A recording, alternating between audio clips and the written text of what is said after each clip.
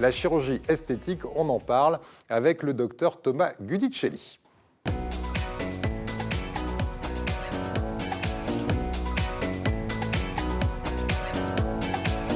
Bonjour docteur, vous êtes chirurgien esthétique et dans un instant on va voir avec vous quand et comment surtout sauter le pas quand on a peut-être une envie de chirurgie esthétique ou un besoin, ça peut être aussi un besoin pour certains. Juste avant, regardez ce document qui nous en dit plus sur notre thématique du jour. Mais comment tu fais pour avoir une aussi belle poitrine, toi?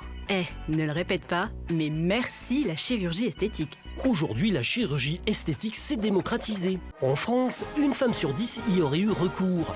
L'intervention numéro 1 concerne la poitrine. C'est une opération sur 2. Viennent ensuite les interventions pratiquées sur les oreilles et le ventre. Le lifting, qui touche le visage, est désormais moins répandu. Et les hommes s'y mettent aussi. Pour monsieur, c'est le nez qui est privilégié, suivi par les paupières, la liposuction, la réduction mammaire et la transplantation de cheveux.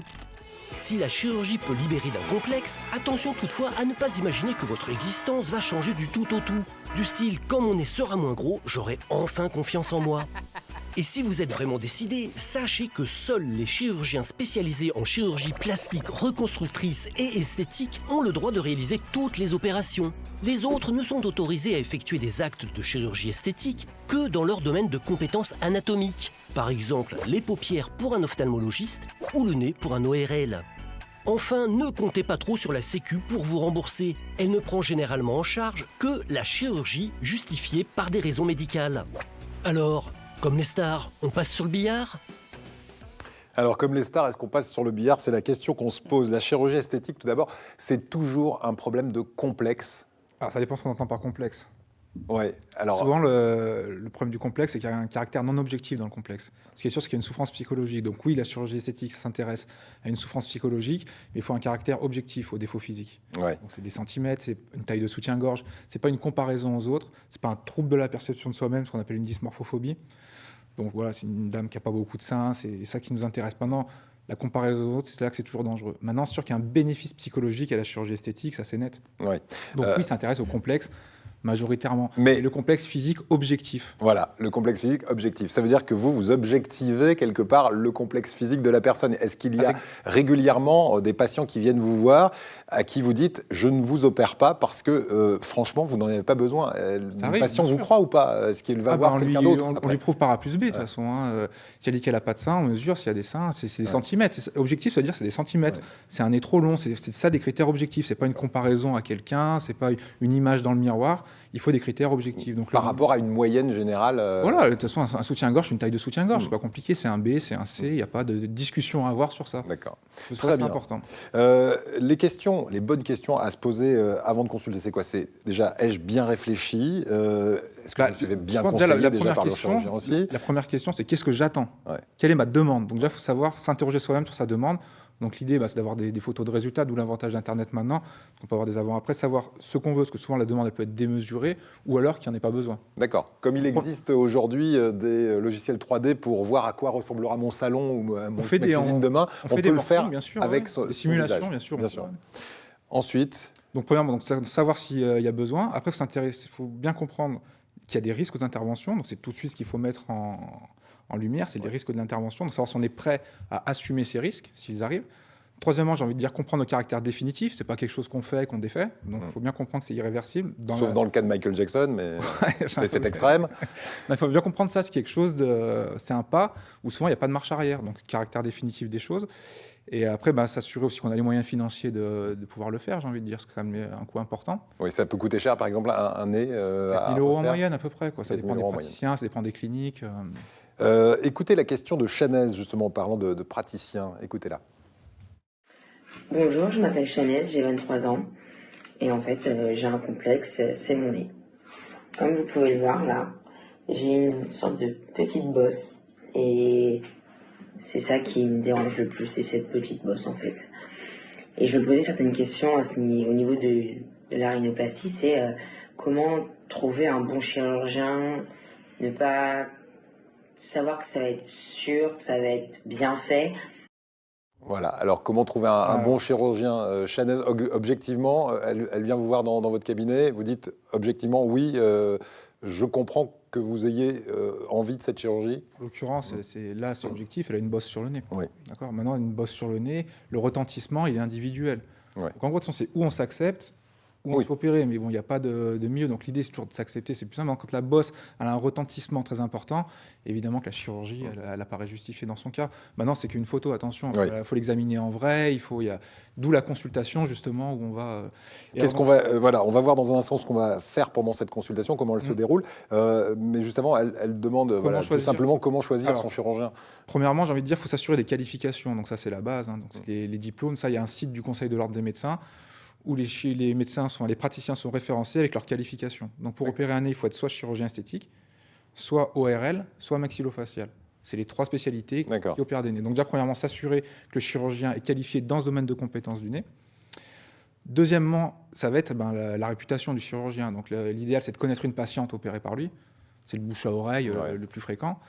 Maintenant, il y a ce qu'on appelle la e-réputation, donc Internet. Donc le TripAdvisor du chirurgien esthétique. Alors là, il y a des avis qui vont être, les avis Google qui vont être un peu plus vérifiés, on va dire. Maintenant, faire très attention aux forums ou aux groupes Facebook, où là, ça peut être infesté, entre guillemets, par des techniques commerciales, on va dire, pas très honnêtes. Donc, il faut se méfier quand même, d'accord. Donc, l'idée, quand même, c'est le plus sûr, c'est les qualifications et le bouche à oreille. Maintenant, l'Internet vient se rajouter à ça, mais là encore, prudence sur tout ce qui est groupe Facebook, forum, où là, il y a quand même toujours un petit biais, il faut toujours se méfier, c'est génial. Et en fait, en gros, ce qu'il faut se méfier, c'est des vendeurs de rêves. Voilà. De toute façon, c'est la base.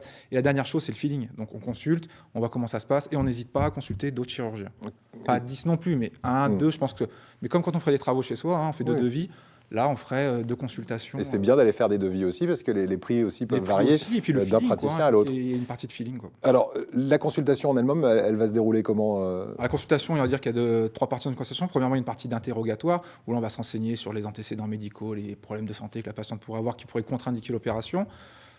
Après, on va lui demander de formuler sa demande pour essayer de traduire sa demande en des termes techniques. Après, il va y avoir une partie d'examen, de prise de photos, où on va voir en fonction des interventions, mais en gros, c'est de l'examen clinique.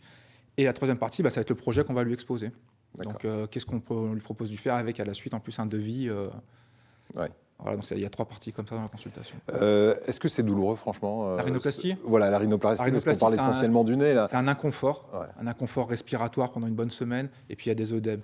Mais vous prenez que du Doliprane, vous n'êtes pas sous morphine, c'est pas... D'accord. Maintenant, en l'absence de complications, c'est toujours pareil, la chirurgie, il y a 90% des cas, ça se passe bien, dans 10%, il peut y avoir des soucis. Ouais. Quel type de problème? Alors les soucis, généralement, ça peut être des hématomes, des infections, des œdèmes un peu plus importants que dans la moyenne. Mais en gros, une rhinoplastie, c'est pas classifié très douloureux. D'accord.